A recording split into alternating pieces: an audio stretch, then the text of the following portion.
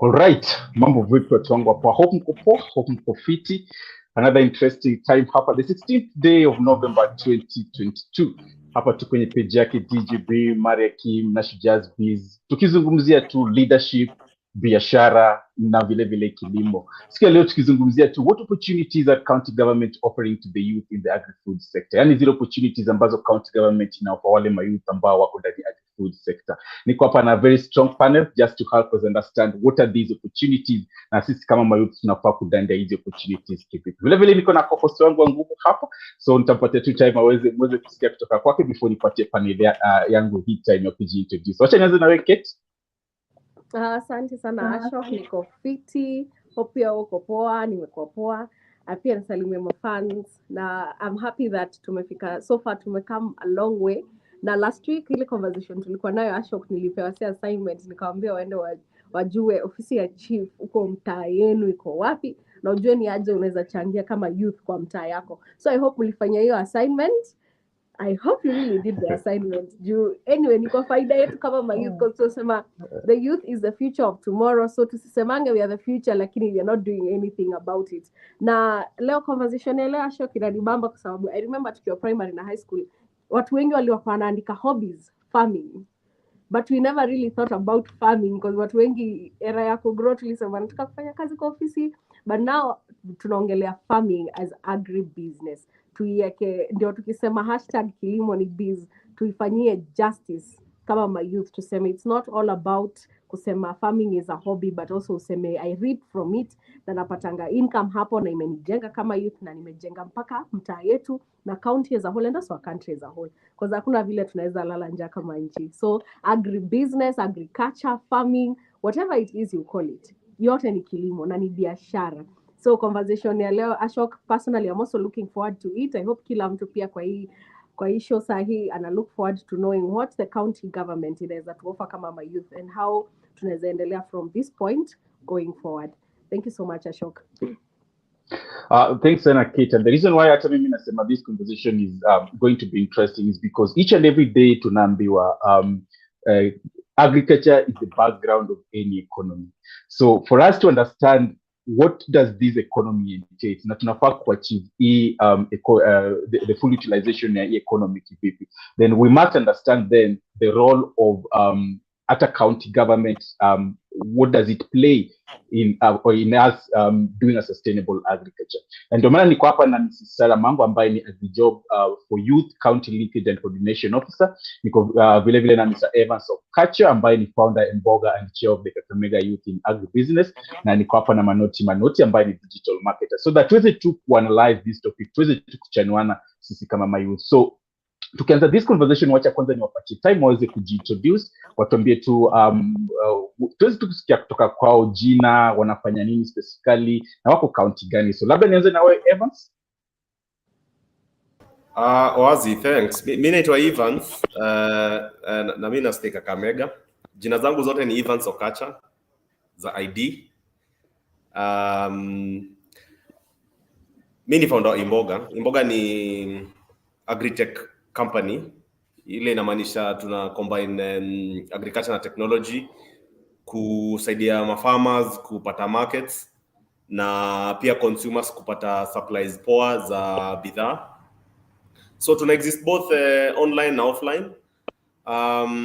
Na kuna link yetu pia tutashare online, although for now kuna jobs zinaendelea kwa page yetu kuhakikisha buyers wa wholesale pia wanaweza benefit na proposition yetu.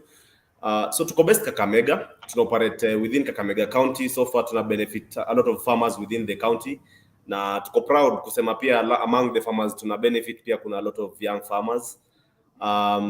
So in a nutshell, ondo mimi niko passionate about agriculture na najua agriculture iko na potential big sana ya kupeana employment, lakini si potential peke yake, juu tayari inapeana employment kwa waseka. Mimi unajua mimi hakuna kitu kingine mimi na do, mimi ndo kitu nafanya for a living. So if that is supposed to encourage somebody out there, you know, jijaze pia uone ni space gani unaweza play pia ndani ya agriculture. So na look forward kwa discussion, kuongea kuhusu experiences zangu na opportunities zile naona around county yetu poa. and I hope to engage each other as the session goes on. Thanks. Thanks, Anna Evans. We hope to listen to very, very constructive and positive remarks about agriculture, because each and every time conversation in agriculture come up, my youth wanna try to reason that agriculture immature wazee, agriculture immature wale watu labda wana any formal job mahali, so wao ndio wabaki waende kwa shamba. Interesting that youth kama wewe anaweza initially now say for you, your source of living in history in agriculture. We'll be listening to that conversation, quite interesting in a short while. Wacha tu tusikie kutoka kwake Manoti.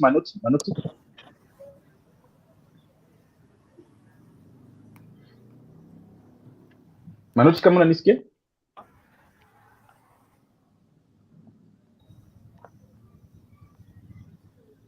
Manoti, your mic is on mute.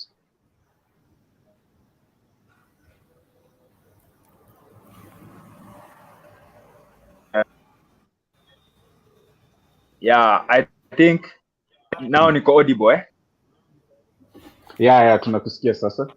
So thanks Captain Ashok for your short introduction. Niko Kisii, ya land ya kilimo kabisa, sisi ndio wakulima. Na I think mse kama mimi niko affected directly na agribusiness.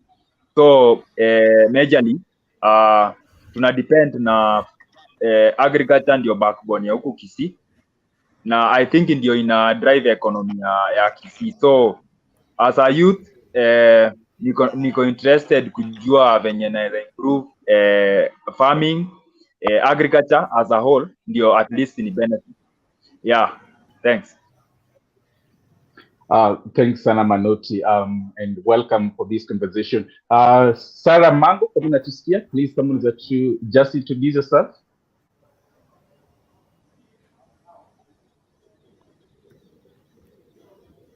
I think nimeweza kumpoteza, I think because of network issues on our side, but we hope she will be able to join this conversation, tukiendelea tuna this conversation. And together to this conversation, together to this conversation, sorry about that. Together to this conversation, labda nianze na wewe Evans. Before we even get to the real discussion of the day, because I want us to focus more on the county youth agribusiness strategy. But before we get into that conversation, I think I to get to understand you as Evans Okacha, why agriculture? Mbona uliketi chini na ukamua? For me, my source of livelihood itakuwa ni story nzima ya agriculture. Yeah, well, manze story yangu ni ndefu bana, lakini sasa juu ya time kama unaweza kupisha tu hata ina mimi ni mse nime I think nili grow up kwa background pia ya a father who was an agriculturalist professionally, like hiyo ni kitu alikuwa anadu kufundisha wase. So nilikuwa naona kwake anadudu mastaff mtaa nini, najua farming kidogo ya chicken hapa na pale. So long story short, mimi kwenda kampo hiyo course nilidu manzi sikutaka kuifanya, unaona ni juu ya system ya gava design ina place wa say na kwambia wewe utakuja hapa utasoma hii kitu, tunataka watu wasome hii kitu, unajua. So mimi nimeenda kufanya, but then ultimately nika end up sasa kuingia kwa practical agriculture bila yani like knowledge at technical skill nini. So I used to farm passion fruits huko, nilienda Moi University place la Chepkoilel. So tulikuwa tumehaya shamba tunapanda passion fruits tukafail. Nikaanza kuona huko hivyo mafarmers wako na maziwa kibao na market hawana. Nikaenda kuuza hiyo maziwa yao Bungoma. Nilido hiyo business for 2 days. Ikafail. Story ndefu sana. Nikasikia story fulani huko Uganda, shamba zao kwa cheap like 1500 per year kulease. Sasa usikii sisi ndio wao tumeenda Uganda bana. Tumechukua shamba juni cheap, tulichukua eka 10, but I think tulifarm 5, tukapanda onions zikafail bana. So hii na make two story yangu like kwa nini tunadu saa hizi. Nilikudu kitu bado na fail, lakini ni juu nilikuwa na passion ku try ku succeed kwa hiyo kitu. But sasa ni pole over time nimepata space yangu ya kitu nasema there's one thing, you know, you can be good at na una focus kui make. So mimi nilijiambia based on experience, maybe kwa production level ya agriculture siwezi toboa like kwenda kwa shamba kulima nini hapo kidogo. Watu semaga sijui una la kama hauna mkono ya kudio kitu. So mimi nikaingia kwa space ya marketing, unaona. So mimi nacha watu wanalima walime, zikikuwa ready sasa si hapo ndo tunaingilia. Unacheki kupeana market kwa our compatriots who are farmers, yeah. So in a nutshell, that's why tunadu saizi. Don't story ndefu, probably next year hivi tunaweza anza kuandika kitabu. I know you inaweza feel a whole 72-page book about just stories in my agriculture, but basically Evans tukizungumzia tu your role as a youth leader in Kakamega in the agribusiness sector. What specifically do you do in that position?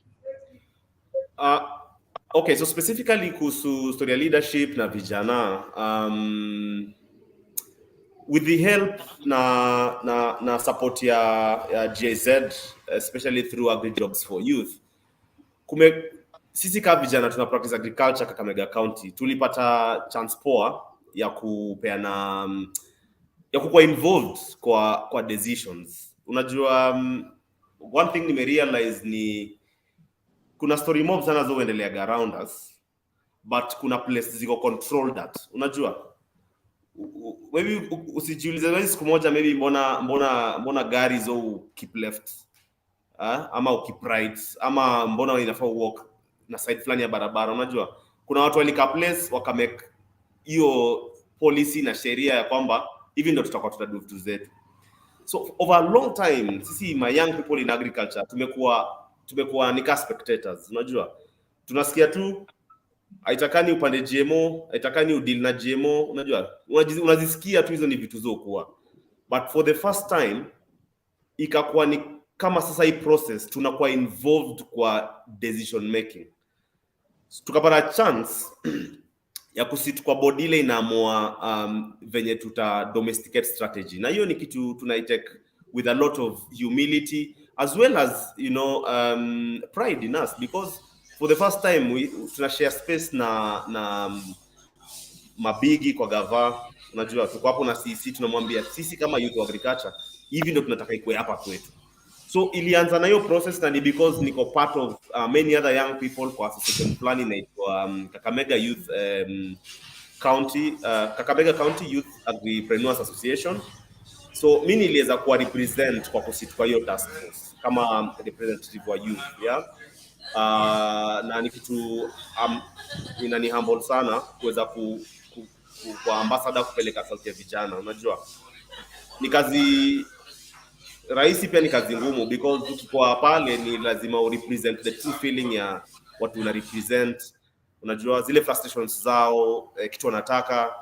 So I'm happy ya kwamba hii process yote with the support of GIZ we felt very supported as young people to participate kwa policy making. So tuko na national strategy agribusiness, but hii ilikuwa process ya kudomesticate, kufanya yani zile vitu zenye unajua ka devolution, yani inaweza sema okay kama kuna agriculture itadu hivi Kenya nzima, lakini sasa ikikam hapa kwetu kuna vitu specific yani tunaona ziko na opportunity na zinaweza tusaidia. So at least hii inatusaidia chance ya kucontrol, kusema when it comes to our county specifically si tunataka ABCD.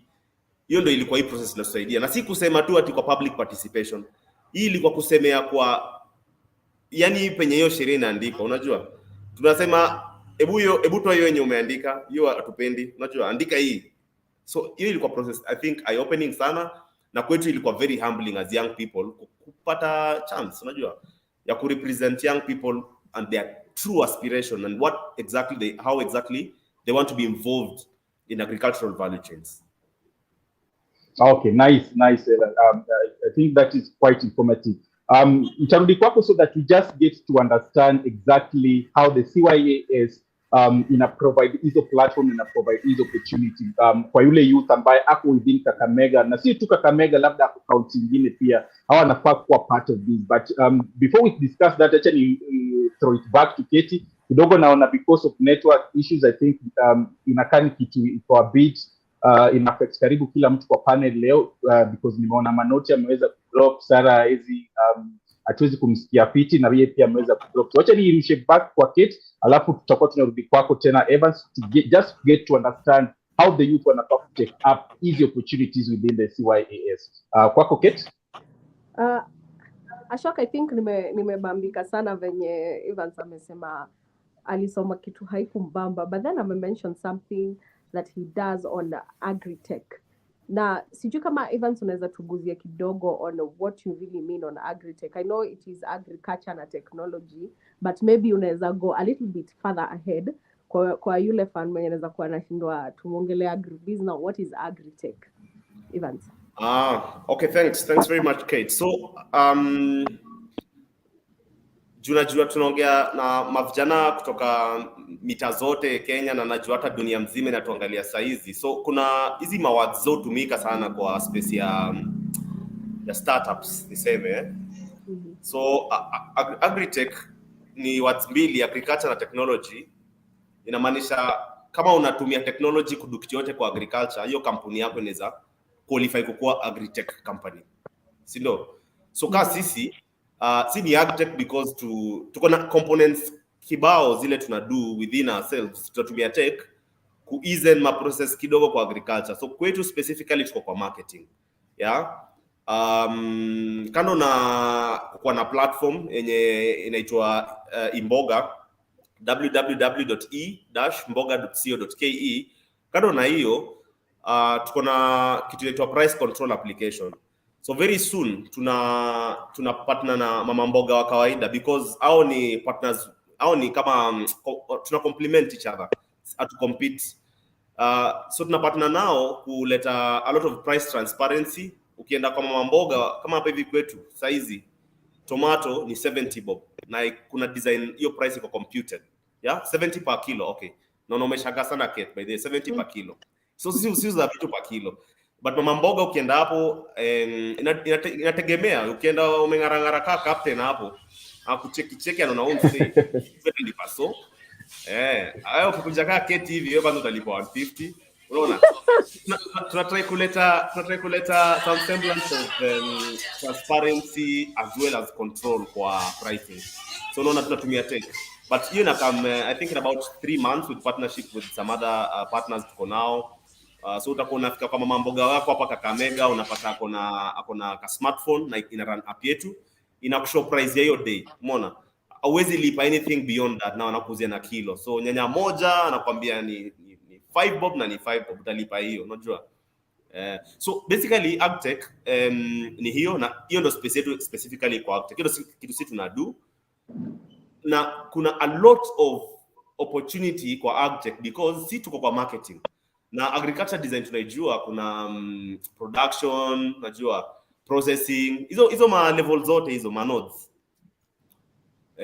So, mtu anaweza aseme leo nataka niunde maybe technology inasaidia farmer kuangalia tu shamba yake au iko na disease kona fulani, ama armyworm tracing na vitu hizo zote hizo zinafit kwa agtech. Na si mavijana tunajua tuko poa na tech, na hizi ni ma problems ma farmers wana face.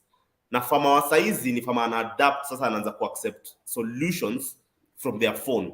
So if you can generate anything, because mimi venye nilifail agriculture nimewashow kulima, hizo makulima bana nilinisumbua sana, nilifail. Nikajua hapo hiyo si space yangu. But as a young person unaweza jitafutia niche yako, useme mimi niko poa najua tech, but kuna hizi ma challenges ma farmers wana face, what solution can I bring? So tunakuja na aspect ya kuleta solution kutumia tech, unajua. Na sisemi si wote tutadu hiyo, unaona, because shida yetu pia kesho tutakutana kuna maimboga ka 1000 na ni sawa tu, pia tutacompete tu venye tunaenda. Lakini nasemaje, kila youth man sasa angalia opportunity kwa hapa, then itaila make ikue kitu iko realistic kwa watu na serve, na ni kitu unaweza do, na ni kitu inaleta value. It's only in bringing value ndo do come. Hiyo ndo kitu nimelearn kwa life yangu short yenye nimekuwa nikipractice kwa industry. Na asante sana Evans.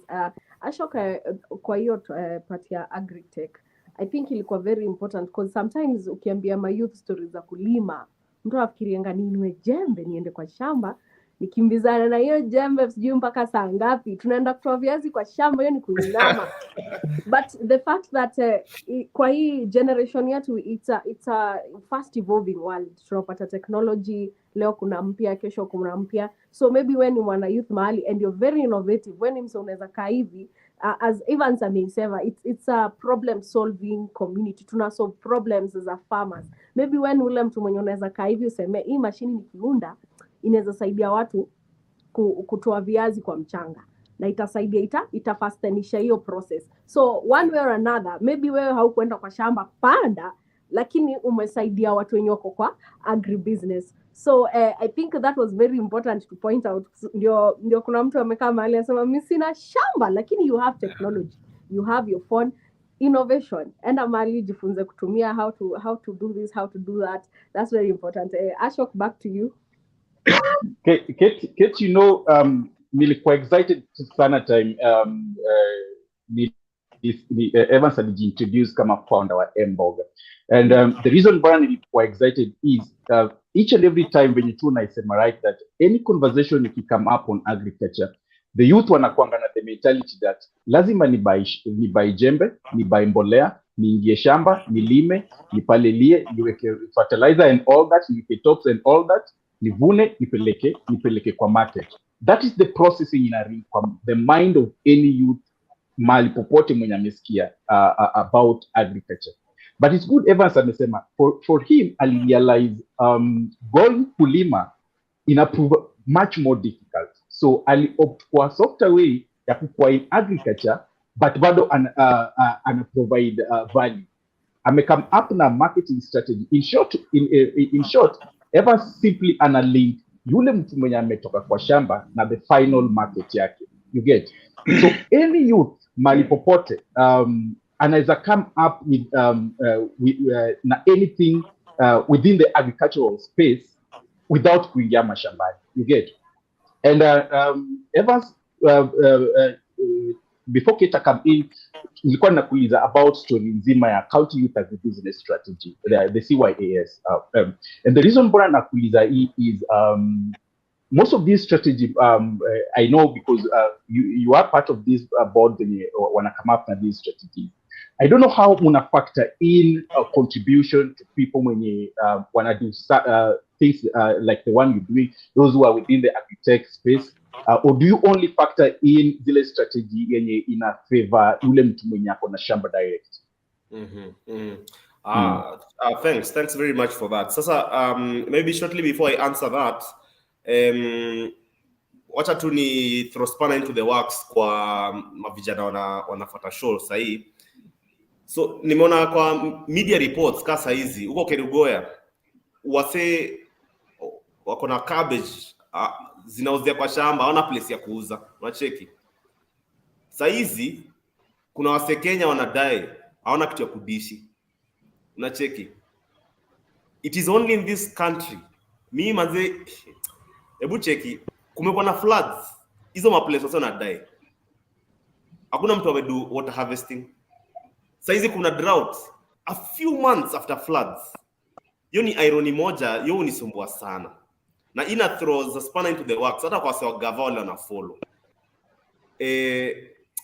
Hiyo ni kitu sijui aje tunaweza explain aje venye tuna import rice kutoka Egypt, a desert country, unajua tunatoma apples Israel nini. Na tuko na country iko na seasons zile zinatufaa kuproduce na hatufanyi.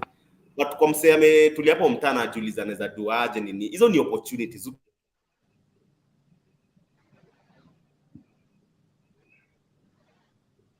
Kiona shida by the way opportunities. Kama farmer anaweza kuprovide bidhaa yake na ubai na price yenye kwa saizo maybe inakaiko chini but inamsaidia. Na kuna development organizations zinatafuta venye itafikia watu. Mbona usifikirie vitu kama hizo? Una get connection na vitu kama hizo. Si lazima umeenda shamba umelima ni nini, but beyond that umeuliza story ya county agribusiness strategy. Ile process ili lead kwa kupata hii document yenye karibu tuna launch by the way was very intriguing. Mimi sikuwa nimekuwa involved sana na mambo za gava venye gava vitu zake, sijui mnaanzia wapi. Unaona kama tunataka kudu kitu next year gava, well tuseme tukitaka kudu kitu 2026 kwa gava tunaanza kama this year. Pole pole alafu 2026 ita happen.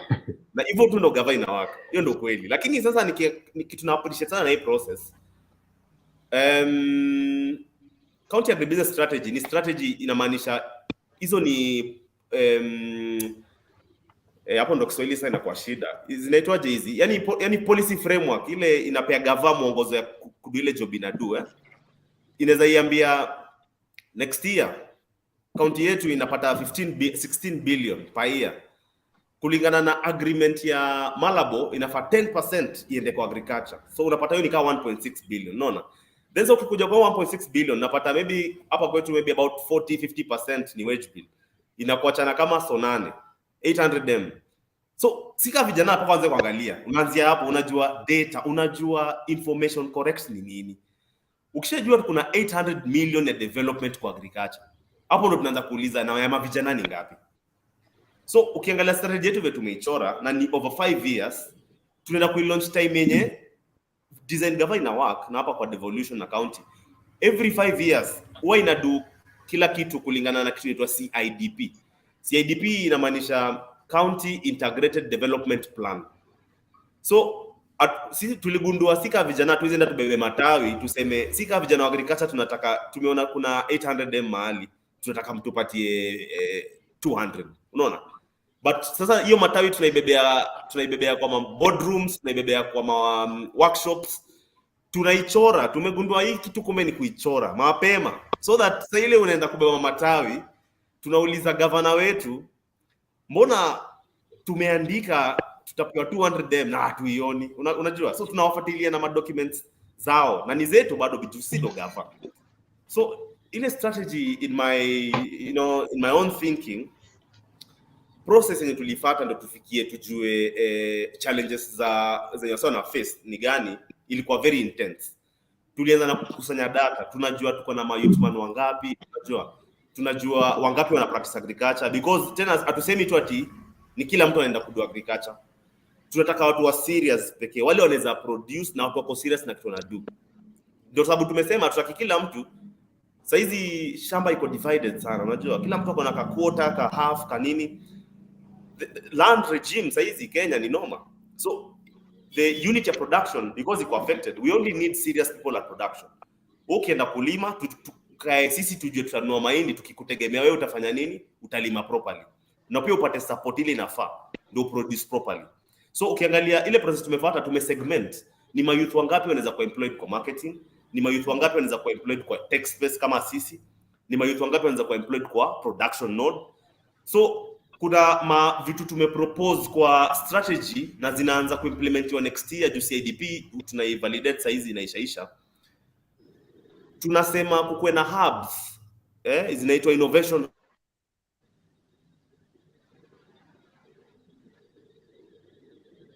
I think nimempoteza Evans. Tukingoja tu Evans aweze kujoin side yake. Wacha niongee na Manoti. Manoti, kama unanisikia, nilikuwa nimekudrop I think because of network, so I hope unanisikia sasa hivi. Manoti, can you hear me?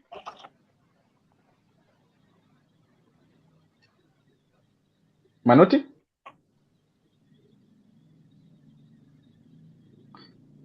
I don't know. Kate, unaweza nisikia? Yeah, I can hear you, Ashok. Yeah, nakusikia Captain Ashok. Okay, nice. Okay, great. Manoti, wacha niongee naye. Nakusikia Captain Ashok. Okay, safi. Let me throw this to you, Manoti. Manoti, wewe ni a digital marketer, and tu venye we were sharing with Evans initially that you don't have to buy a jembe so that uitwe mkulima. At the end of the day, you use every little space you have kuweza promote this whole concept ya agri-food, or rather this whole concept of agriculture. As a digital marketer, unatumiaje skills zako within your digital space kuweza promote agriculture within the youth?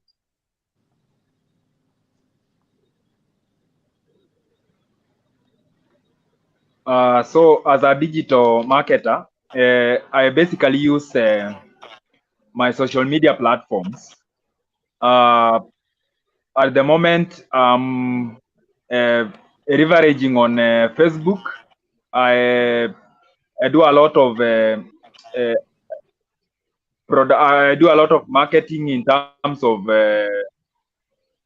agriculture, in terms of giving information about easy agricultural products that you produce. So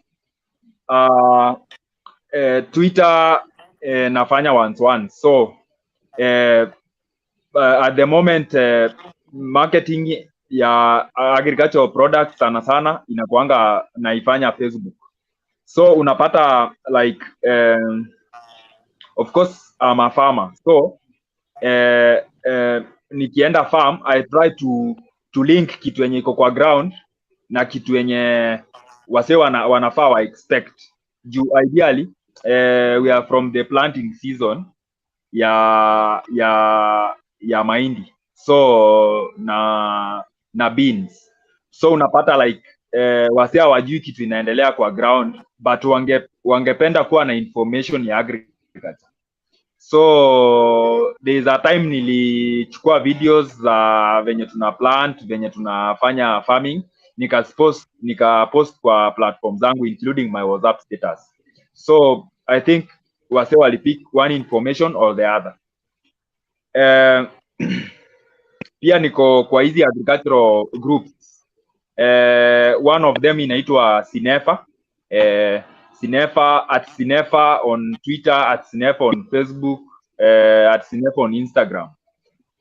Kwa hiyo group, I mean kwa hiyo platform, I can say, kuna hizo skills zenye wanapeana za agricultural products ama produce. So they deal with the empowering farmers, empowering the youth, empowering all and everybody who is a farmer, who is doing agriculture, so that wakue na hizo skills, they move with the latest technology yenye iko kwa market sahi. I think Sinefa ilini inspire. I think tuliwafanyia kazi kama digital marketers. They had an expo KICC. And that helped a lot in marketing their produce na pia ku empower wase kitu wanafaa wafanye kwa hiyo sector ya agriculture. Yeah. Okay. Thanks Manoti. Naona a lot of comments zina come through just kwa mafans ambao wana get to listen to this conversation. Nasema tu vile ni asante kwa mafans ambao wana listen to this conversation, because at the end of the day we can't have this conversation kama mafans hawaja tune in. So nasema tu ni asante kwa mafans ambao pia wana listen to this conversation. So niruhusu tu nisome 1 to 3 comments ambazo zina come through. Nandwa Mpenda Amani anasema following this conversation. Nani tena? Esi Odhiambo anasema niko ndani kabisa. Thanks sana Esi kwa kuweza kutune in for this conversation. Francisca Mndai anasema following from Mombasa Miritini. Thanks sana. Ronald McDonald anasema nitasoma tu comments za watu because youth hawana ajira. We cannot even afford to buy a data of 5 bob. Maoni yake hapo Ronald McDonald. Mush 44 anasema from Thika following this conversation. Thanks sana Mush 44. Nani tena? Suleiman Obimbo anasema watching you live from Mayoni, Kakamega County and taking notes. Thanks sana. Tebo Junior anasema niko ndani kama ibada. Thanks sana Tebo Junior. Vile Tebo Bada anasema kwa hizi forms za AgriBiz napata wapi? Nataka kujaribu juu mimi ni mkulima, niko na project ya chicks plus ukulima wa mboga. Tebo Junior Bada anasema niko interested kujua more about AgriBiz. Pair Evans Okacha my number. We can share more ideas. Thanks sana. I think tutakuwa tunaongea hiyo na Evans in a short while. Willis Wilsham Makale, yes, anasema love it. Thanks sana. And Ronald McDonald bado anasema Merakim, but tutajaribu mpaka tufaulu. I really love your work. Huwa inatujenga sana. Thanks sana. Leo Messi the GOAT anasema Othaya Nyeri County locked in. Steven Mata anasema following this conversation. And nitakuwa nasoma zingine in a short while. So Evans nikirudi back kwako before ni throw it to Katty. How do you handle the negative energy that comes na story nzima ya agriculture? Because at the end of the day, in as much as tutasema the youth needs to find better ways ya kupromote story nzima ya agriculture away from kwenda mashamba. At the end of the day pia tusipoenda kwa mashamba, then we cannot find that produce ya kumarket, we cannot find that produce ya kuuza. Tukikaa tu chini sasa sisi wote lazima to mold within the agri-tech space. We must find few of us wenye wataenda kwa shamba na to do that difficult job there. How do we therefore as my youth kuweza ku navigate around the negative energy wenye ina come from fellow youth wenye wana feel this is not the right job for us? How do we handle this, Evans? Labda nikianza nawe before we throw it to Manoti. Thanks for that question, Captain. Kitu na appreciate saizi information in a flow. Ukicompare na hapo nyuma, in some cases wengine wetu tulianzia kwa darkness, unajua tuna grow up tu, tunaangalia, tunashikashika vitu tukisonga. Saizi msianataka kuingia kwa agricultural sector, I think akona content kibao sana online ile anaweza anza na kuangalia kwanza, unajua, na kujua hii kitu inaendaje, inafanywaje.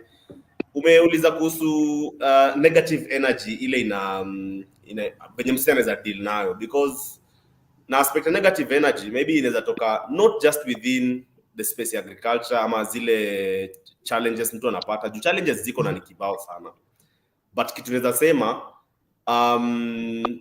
as a young person mpaka ujiangalie, ujijue kwanza, unajua, because negative energy will always come from even your neighbors. Ukiweka chicken mbili hapo na washiko na appetite na wazichukue watishi useme wamekudiscourage sana bana na au msi akuja kwambie manze hizi kuku mbili hakuna penye unda nazo unajua siku hizi nilisikia motivational speaker wanasema alianzisha police station yake na mwezi mmoja. So unapata ukianza small, because to encourage kila msianze small, lakini sasa ukianza small kuna small nyingine yenyewe kweli ni small, unajua mpaka msee angalia sema bro, sitafuta kitu ya kudu life ni short, tesa kutesa. Lakini sasa hapo ndo unaweza, unajua, ukijijua, once you're doing that from some intrinsic level ya passion, always stop, unaona, because kitu nimerealize hata sinaona mimi saizi I thank God tulisonga step. Sasa tuko na store big, I think tuko na mafuta, tunaweza sema at least tuko penye tunakanika tunaanza, but si ati hapa kila kitu iko rosy, vitu ni hard, unaona. Kuna challenges ziko hapa sasa tuna deal nazo. Kuna time unaweza kwa uko, nimeona kwa comments kuna young person anasema haizi follow show because ana bundles za 5, unaona. Hiyo sasa ni challenge yake hiyo time. Kuna time atakuwa millionaire, itakuwa shida ni anahitaji 50 million ya kulipa employees wake. Ana hiyo time. Hiyo ni challenge hiyo time. So every step of the way iko na challenge. Na hii life haina break. Pumzika niko kaburi wasi. So sisi kushughulika tu, anytime unapata challenge, you just deal with it that time, because it will never stop. Na negative energy will always be there. Kila time unapata, hata when you're doing well, msee anakuja anakwambia kitu, ukienda kwako jioni sasa ile umekaa tu unaangalia ceiling kabla ya kudoze, unasema lakini yule msee hakuniambia hapo, unajua inakufika mahali unasema yule msee alikuwa anamaanishaje. So hizi ni zilizokuwa, but we must find it in ourselves. The energy, hakuna msana ku encourage by the hiyo kitu moja nimegundua hapa hivi, you are almost alone. Lakini sasa kitu inafaa tuanze ku realize this, and maybe tying it back to story ya CYAS, that is Agribusiness strategy. Mentorship is key, unaona. Wewe ukikuwa unataka kufollow steps za mtu alikutangulia, tafuta mtu amekuzidi akushike mkono. Mimi niko na mentor, na mentor wangu aliniambia pia yako na mentor. So mimi najiuliza mentor wake ni wa nini? Mimi naona ni kama amefika penye anaenda. But ni kushikana mkono. Uende kitu nataka kujua nifike penye umse yako, kuna kitu anajua yenye mimi sina. Kuna kitu anajua yenye mimi sijui. Ni poa sana tuanze ku appreciate space ya mentorship, because ukipata hizi hard times na negative energy not from within the sector alone, there's always that one person you pick up a phone and you call. Na mimi napigia Ali. Nauliza Ali, leo imekuwa mbaya bana. Unajua, in some cases ataku encourage akwambie step up, jikaze kabisa.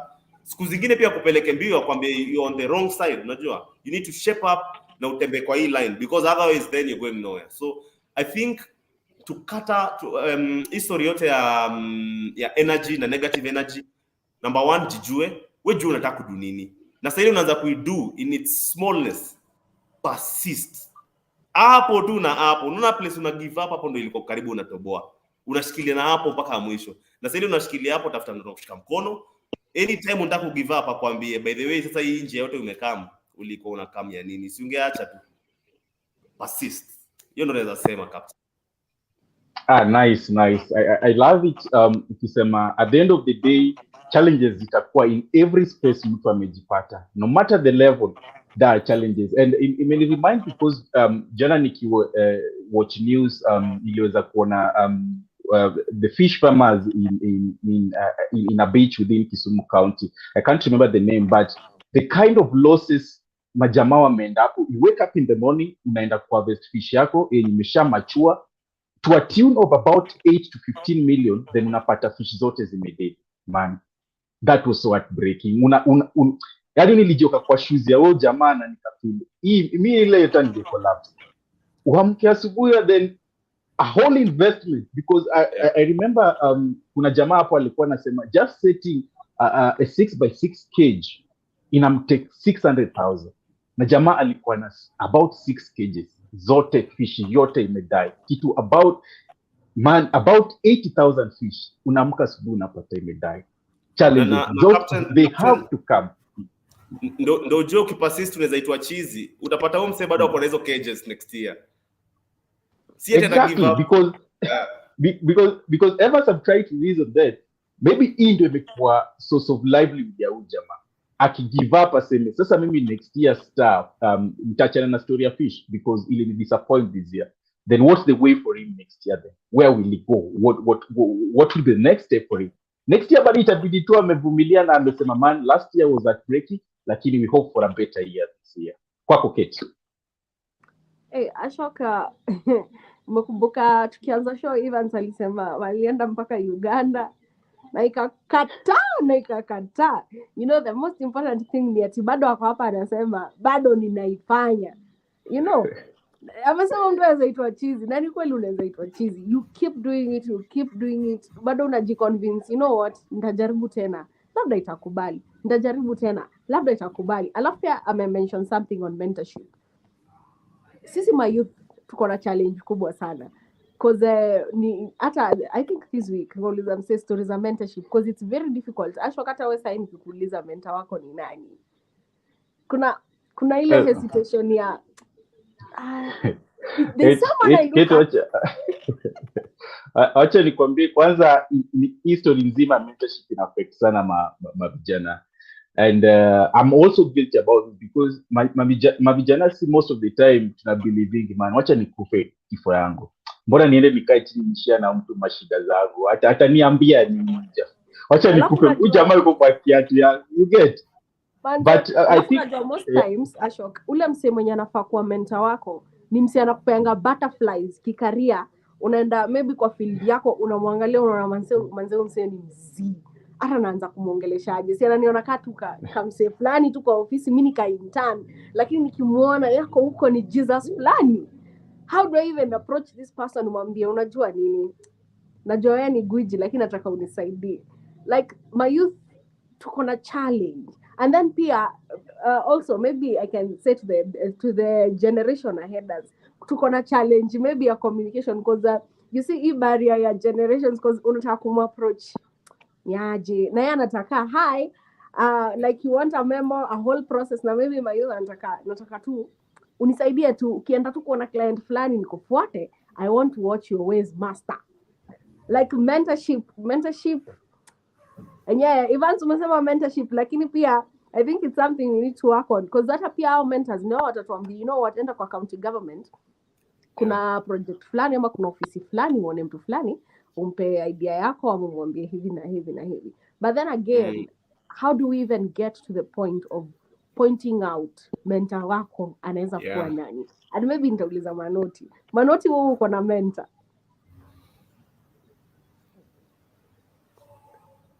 Manoti, unanisikia? Manoti ni kama network yake ili freeze last year. Ako sawa tu, anawache kitu kwanza, anakumbuka. But maybe even ana internalize kama kuna better. Hata mimi naweza freeze hivi bana, niambie wewe achana na Shana hiyo story kabisa. But ni story critical by the way, hii story ya mentorship. Unaangalia kama mimi nilikuwa nilitake an intentional step ya kutafuta mentor. Na sisemi ati ni juu najua sana. Ni juu kuna msee aliniambia penye umefika hapa unahitaji mentorship, unaona? So na ilikuwa colleague tulikuwa tulifanya job naye mahali place. Na akanitafutia mentor wa kwanza, sitasema jina yake, lakini alikuwa msee ako busy sana. But alikuwa perfect fit. Yaani msee ako kwa agri-tech space. Na mimi nilikuwa tumefika place yenye nasema we want to try and raise capital from venture capitalists. Na ni mtu amewalk hiyo journey. So alikuwa perfect fit. Lakini kwa yeye ana time, unaona? So ukitafuta mentor, paka pia kwanza utafute mentor anajua ile kitu unadu. Mentor unajua unatafuta mentor na objective. Unaweza tafuta mentor anataka kufanya kitu fulani extremely specific. Kitu ya pili, huo mentor mpaka akuwe pia ni authority kwa hiyo area. Unajua? Mimi nikitaka kwa pastor, si ndio? Naenda natafuta mtu ni bishop na mwambia by the way, mimi nataka siku moja nikuwe pastor. So wewe juu ulipita hapo, nataka unionyeshe nini aje mtu anafika hapo. The same way. Lakini sasa nikakuja nikapata huyu mwenye niko naye size na pia ni msi yako busy sana, unaona? But kuna zile intentional time tumemake za kukatch up na tuko na goals. Hii mentorship set ni ya life. Tunafanya mentorship for only 1 year. Hiyo time yeye ali-offer kona. Unaona? Ukiangalia platforms kama kuna platform inajiita VC4A. I think inaitwa Venture Capital for Africa. Wameanzisha program ya kumatch watu wako kwa agricultural space na mentors. Unaona? Na hiyo ni kitu poa sana. Because wanaanza ku realize, okay, umse anafuga kuku moja, but hii dream yake by the way ni big. Siku moja anataka kukuwa na a whole, 3 million birds kama president wetu. Lakini sasa tutawakaje na yeye pole pole like 10, 50, 100. Yeah. So I think story ya mentorship by the way ni critical sana. Na mentorship usitafute useme ati kuna anko yangu fulani ati anadu biz fulani alafu mimi niko kwa biz nyingine. Hiyo si mentorship. Wewe tu ni kama msea kwa advice. Mentor ni mtu anajua practically ile kitu unadu inafaa uende gani step next. Si lazima kwa relative. Na mentor inafaa kwa mtu anaweza kukataza ujinga ile time unafanya ujinga. Because mtu anatafuta anko anasema ankole bana imeenda vibaya, anakuambia pole baba. Hakuna. Mentor ni ule mtu anaweza kukuambia by the way ukiendelea hivi I cut my engagement, hatuwezi ongea na wewe because anakuambia the tough words zile maybe utakagi kusikia kila siku.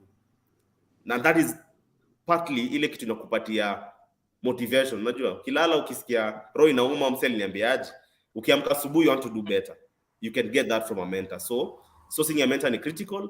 Na mentorship ni kitu tunafaa tuanze ku appreciate over time. Na sisi wenye tunakuwa mentored, kama mimi pia nafanya mentorship. Si ati tu ati ni commented alafu inaishi hapo. So it is about a chain of lifting each other together as a community of people in startup space. So that way ukisaidia your place, commit your time because mentorship ni time. Na time is money. Saidia pia mse mwingine hata kwa mmoja. Yeye atapata ule wako chini yake atamsaidia. That's how we all rise. That's what I say. Kate, sorry to cut you short, Evans. Kate niruhusu niulize Evans this before ni so nilikuwa just bado kwa line ya mentorship. Kidogo tu Manoti, bado tu within the line of mentorship because tukizungumzia story nzima ya mentorship, at the end of the day it's what will enable yule kijana ana listen to this conversation ya kuweza kutekane a step kesho asubuhi na kuembrace history nzima ya agriculture. I think it all lies in kupata mtu wa kukushikilia mkono. It all lies in mentorship. You get. Evans, I just want to understand, labda kwa youth ambaye ako within Kakamega County, sio tu Kakamega, any county anywhere, because at the end of the day story nzima ya agriculture inakuwa devolved, inakuwa scaled down within the county level. youth mwenye ako within any county na anatafuta mtu wa kumshikilia mkono, anatafuta mentor wa kumshikilia mkono, which office anafaa kuna do ya office gani, anafaa kuongea na ofisa miupi, how should he go about it? Najua there are certain and for example, just to give an example, I know organizations like GIZ are very good at this, because to connect people, the mentors wa kuwashikilia mkono na walk the journey with them. Into this conversation, what's the first step for them to get a mentor? Nice. So wacha nianze na kusema sisi wote kama mavijana tuko na ambition. Kila mtu anataka kufika place. Na the sad reality is sisi wote hatuwezi fika penye tunaenda. Hiyo tu ndio kweli. Unajua kaa heaven, kuna story funny ya heaven. Wanasemaga ukifika huko utashtuka sana. Ukijipata huko kwanza wewe utashtuka sana. Hiyo ndio kitu kwanza utashtuka. Juu unajijua, alafu imagine heaven venye unaijua na umejikuta huko. Ndio heaven. Ya pili, wale wase unadhani utafika heaven, bro, hawatafika. Na ya tatu, wale watu wote unafikiria hawata-make. Ukifika heaven unashtuka ndo hao wako huko. Hadi unashangaa kai ni heaven. Hiyo tu ndo a very plain truth ya life. Unaweza taka kuwa successful kwa hii agriculture, but maybe hautafika. Unaona? So probably life has a way. Fate itakuweka kwa njia yako na utakuwa successful in something else that you're doing. Lakini kwa wale wanataka give it a try, hapa Kakamega kwa mfano, what you need to first to do ni kwanza kuassociate na like-minded people. Maybe mentorship is the next step, but kwanza ni kuassociate na like-minded people. Ingia kwa association, ingia kwa groups za vijana na vitu kama hizo, ingia kwa WhatsApp group za young farmers. So kama Kakamega kwa mfano tuko na association inaitwa Kakamega County Youth Agripreneurs Association. Na inadu vitu poa, inadu vitu marvelous sana. Unaona? Once you start associating with people, unapata vibe yako inaingiana, energy iko same, mnaanza kuchocheana kusukumana mbele. Una get? Kama Siaya, I know because Ross I'm drop from the link. Najua Siaya wako na I think Siaya network of youth, I think something like that. Na ni strong sana. Inaweza kulobby, inaweza kukulink kwa opportunities. Ukianzia hapo ndio mtu anakuwa karibu na yeye, anaanza kuona jani yako, anasema by the way unadui, hebu enda ongea na mse fulani. A good example hapa hivi Kakamega kuna jamaa fulani na ako dairy. Ni best yangu sana, anaitwa Yusuf, hata maybe leo ana follow show. Anafuga dairy animals, but alikuwa na shida bigi sana ya kulisha hizo ng'ombe. But just because alijua mimi niko kwa association fulani na nikamlink na mse fulani, akapata design ya kulisha ng'ombe zake na silage in a very efficient way. So ndo anaanza na hapo kwanza, and then sasa Yusuf anaanza kugundua okay, hii biz kumbe ina pick up, anaanza kugundua sasa hapa penye nimefika niko na ng'ombe 10, nataka nitafute mtu ako na ng'ombe 50 na anaweza nipatie time kidogo ya kunionyesha vitu tricks fulani na fulani, then sasa inaingia kwa line mentorship. But kwanza ni lazima tuingie na watu wanadukutuka sisi, it can always point us to the right direction. Hapa hivi kwa county yetu ya Kakamega kuna offices mob zinaweza kukuonesha kupoint you to these directions. Kuna youth office yetu ya Kakamega county. Ukienda kwa mfano kwa agriculture office, they would always give you good tips that would still link you to societies, associations, these groups. Wakuambia ama cooperatives. Wakuambia kisa kama unataka kuduigi daily, juu sisi tuko kwa ofe tunaduigi mambo zingine different kila siku, enda kana hawa watu watakusaidia. Umeona? Okay, kidogo naona time imesonga.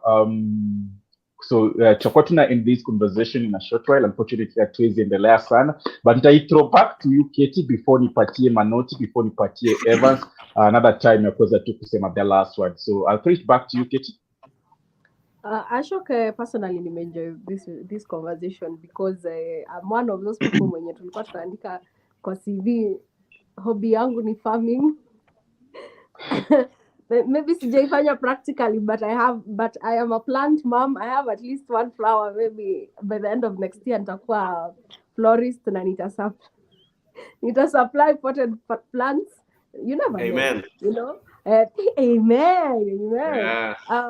But again, Evans amenikumbusha kitu. Generation yetu tuko very obsessed na names and titles.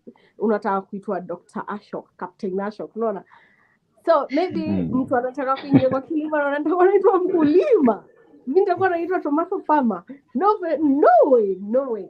But the good thing is, unaweza sema I'm in the agri-tech industry, I'm an agricultural engineer, you know.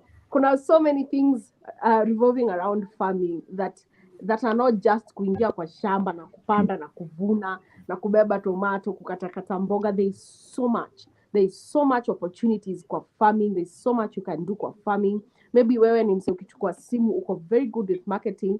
Unaona Manoti hata anashangaa. You know, digital, unaambia watu unataka skuma, niko na mahali naweza toa skuma, just drop your number. You know, but that is a supply chain. There is so much unaweza fanya. Like you said, kuna watu wako na cabbage zinauza, kuna watu wana chakula. Maybe wewe ndio unangojewa kwa industry ukuje na zile lori zako, utoe cabbage from point A to point B. You're still in the industry. You know, maybe wewe unaonanga hivi. Unaona watu wanadharau sana vitu kama tools, kinapanga, kina nini. Maybe you're very good at it. Ni venye tu bado hujapea attention kadogo tu, uongeze tu ka energy tu kadogo into what you're thinking. Alafu tutoe idea ya kulima ni mchanga, ati nitachafuka ama kitu fulani. There is so much power, there is so much economy, there is so much we can do kwa shamba to grow our economy, to grow our future, na tuseme kilimo ni busy. Honestly, mimi soft life siwezi mind kwenda kwa shamba. There is nothing I see beautiful like wearing white gumboots as a woman, honestly. So mimi nimesema nitatafuta wale magaldem mafans wetu, you know, tuvae white gumboots tuende. Mimi nitapanda maua, wa tomato wapande tomato, wa mboga wapande mboga. At the end of the day, the most important thing ni ati tumejigrow, tumepata income and tunaendeleza future yetu, because you know the future is the youth and the youth is the future. Back to you, Ashok. Thanks sana Katty. Manoti, najua kidogo hatujaweza kuengage sana because of network issues on your end, but lakini tukimaliza tu this conversation, wacha tu nikupatie this opportunity labda kwa yule fan ambaye ana listen to this conversation, what will be your last word to them?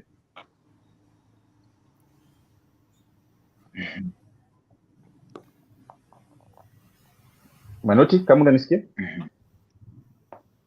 We? Manoti leo amebaki tu smile. I think network ni frustrated ya akasema wacha leo hata alikuwa tu na smile. Evans, tukimalizia this conversation, what will be your last word kwa yule youth ambaye ana get to listen to this conversation? What will be your last word to them on agriculture? Kwangu I think ni first kwanza ni kuthank wale watu wametuko kufollow. Na kama una follow na passion, unataka kudu kitu na unataka maybe msia kwambie kitu ndio uanze, hiyo kitu manze ndio hii. Ile ulikuwa ngoja mtu akwambie anza, sasa ndio hii nimekwambia, enda anza, itakuwa sawa, utatoboa. Tembea na watu wameenda mbele yako, tembea na watu wenye wanapitia same challenges. Always try to solve a problem. That is where the money is. Always try to solve a problem. Na nikiongelea yenye tu Keta amesema hapa hivi. Agriculture ni backbone ya economy yetu. Wale wase wenye walikuwa wanaandika bizao ni audible, I think so.